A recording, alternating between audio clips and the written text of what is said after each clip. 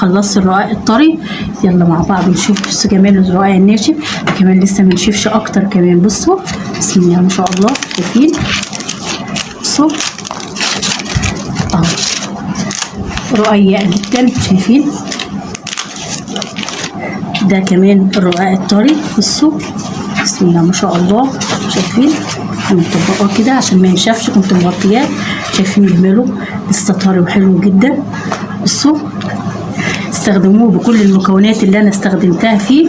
شايفين طراوته؟ بصوا